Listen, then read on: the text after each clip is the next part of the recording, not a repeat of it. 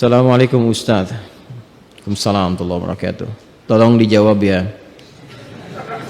Iya. Ya, saya tidak mengada-ngada nih. Kalau baca Mbak. Bismillah, baca yang ini. Baca. Sudah bunyi. Nih nomor 3, baca. Assalamualaikum Ustaz, tolong dijawab ya, kalau suami mencontohkan kalimat talak ke istri dengan kalimat jelas gimana hukumnya? Dia bilang ini cuma contoh ya, aku talak kamu, begitu baru jatuh.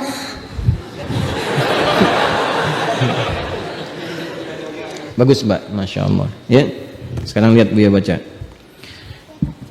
Assalamualaikum Ustaz. Tolong dijawab ya. Ya.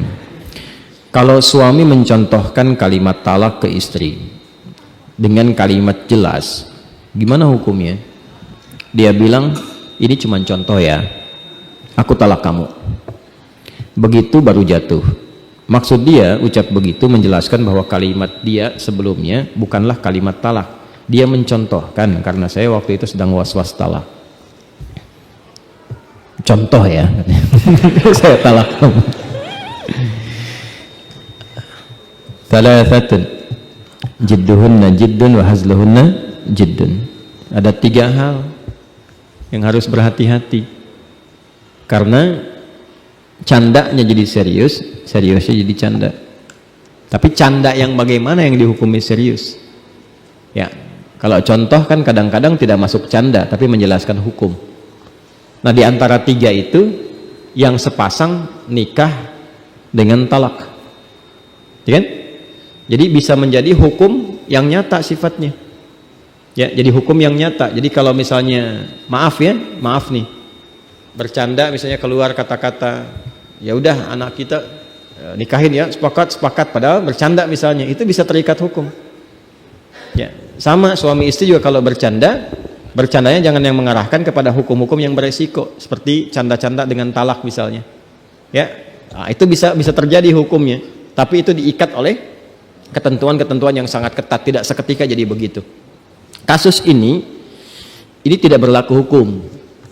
Ya, karena suami dalam konteks mencontohkan dalam keadaan istri was-was, mungkin bertanya, saya was-was talak dan sebagainya. Nah, suami misalnya memberikan penjelasan, ya mungkin terjadi sesuatu, saya tidak ingin memprediksi apa-apa, ya kan?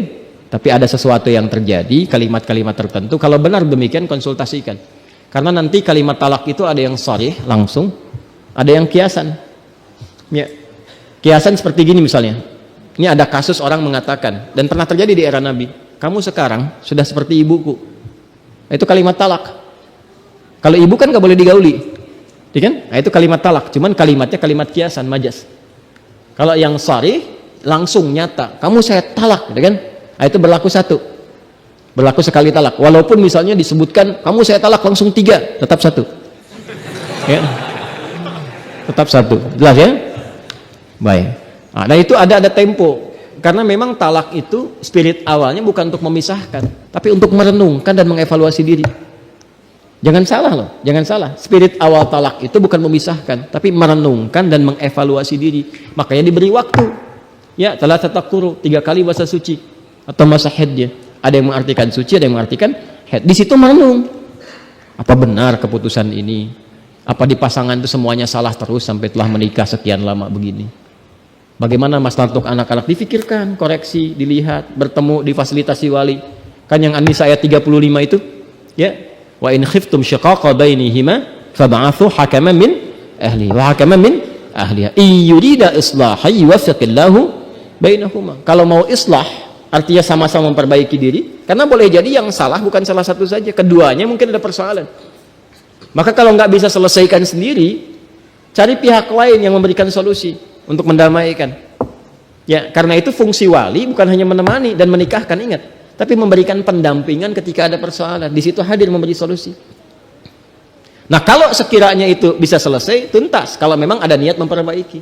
Kalau ada persoalan serius, nanti diberi tempo, dilihat ada perbaikan nggak, perubahan tidak. Kalau membahayakan bisa dipisah. Itu spirit awalnya.